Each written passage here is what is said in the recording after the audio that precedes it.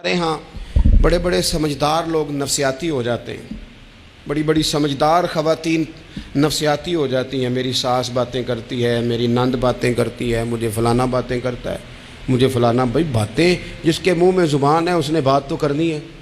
اب آپ نے کیوں یہ دعویٰ کر لیا ہے کہ آپ اتنے اونچے چلے جائیں کہ آپ کو بات ہی کوئی نہ کرے؟ کیا حرج ہے اس میں؟ اگر کوئی آپ کو بات کر دے تو کیا ہیں ہم؟ کسی نے کر لی تو پھر کیا ہوا؟ اس کا اتنا اثر قبول کرنا کہ ساری رات سونا ہی نہ، پریشان ہو جانا۔ اور بعض لوگ ایسے ہیں جنہیں اتنی باتیں نہیں ہوتی جتنی انہیں ٹینشن ہوتی ہے۔ یعنی وہ دو بندے کونے میں کھڑے ہیں تو میری ہی بات کر رہے ہیں، اور بھائی وہ اتنا اہم نہیں ہے، انہیں کوئی اور کام بھی ہو سکتا ہے، تیری بات ہی انہوں نے کرنی۔ بلا وجہ لوگ سمجھتے ہیں کہ میں بڑا اہم آدمی ہوں، وہاں بھی مجھ پہ تبصرہ ہو رہا ہے، یہاں بھی ہو رہا ہے۔ اس پہلو سے باہر آئیں، اس کمپلیکس سے نکل آئیں۔ ابن حزم کہتے ہیں کہ مصر میں ایک تاجر بڑا کامیاب ہو گیا تھا، بڑا کامیاب تاجر ہو گیا۔ تو زندگی میں جتنے لوگ بھی کامیاب ہوتے ہیں ان سے حسد ہوتا ہے، اس سے بھی اس کے ارد گرد کے لوگوں نے حسد شروع کیا۔ اب تاجروں نے پلاننگ کی کہ اسے خراب کیسے کرنا ہے۔ وہ ایک دن اپنے گھر سے نکلا، سفید کرتا سفید پگڑی باندھ کے باہر۔ اب 5-6 لوگوں نے پہلے سے منصوبہ بندی کی ہوئی تھی۔ ایک صاحب اسے ملے، کہنے لگے ماشاءاللہ آج تو سفید کرتے پر سبز امامہ، سبز پگڑی بڑی ہی اچھی لگ رہی ہے۔ تو وہ ہنس کے کہنے لگا لگتا ہے آپ سو کے اٹھ کے آئے ہیں، پگڑی تو میری سفید ہے۔ اس نے کہا چلو پگڑی تو سبز ہی ہے، باقی آپ نہیں مانتے تو آپ کی مرضی۔ وہ آگے بڑھا تو اب چونکہ پلاننگ تھی تو ایک شخص اور ملا، اس نے کہا کیا بات ہے، سفید کرتے پر آپ کا پیلے رنگ کا امامہ کیا جچتا ہے؟ اس نے کہا یار کو خدا کا خوف کر۔ ہنس کے کہا کیا ہو گیا، تیری اینک کا نمبر تو نہیں تبدیل ہونے والا ہوا؟ اور بھائی میں نے تو سفید کرتا اور سفید ہی امامہ باندھا ہے۔ اب 2-3 لوگوں کی دفعہ تو وہ مسکرایا، لیکن وہ ڈھیر سارے لوگوں نے منصوبہ بندی کی تھی۔ وہ جب چوتھے کے پاس گیا تو اس نے بھی کہا کہ کیا بات ہے سفید کرتے پر پیلے رنگ کے امامے کی؟ اس نے کہا پیلا کہاں ہے؟ اب وہ غصے ہونے لگا۔ اب وہ چھٹے کے پاس گیا تو اس نے کہا جناب کیا بات ہے سفید کرتا اور کالا امامہ؟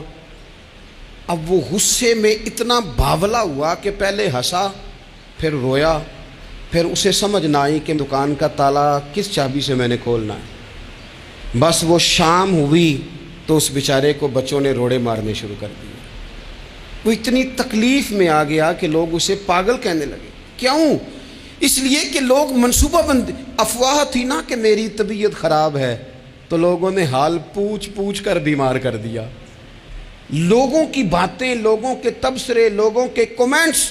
بولے امام شافعی فرمانے لگے لوگوں کی باتیں پتھروں کی طرح ہوتی ہیں، یہ روڑوں کی طرح ہوتی ہیں، اگر انہیں کمر کے اوپر رکھ لو گے نا تو یہ تمہاری کمر توڑ دیں گی، اور اگر تم ان کو اپنے پیروں کے نیچے رکھ لو گے تو تمہارا قد اونچا ہو جائے گا۔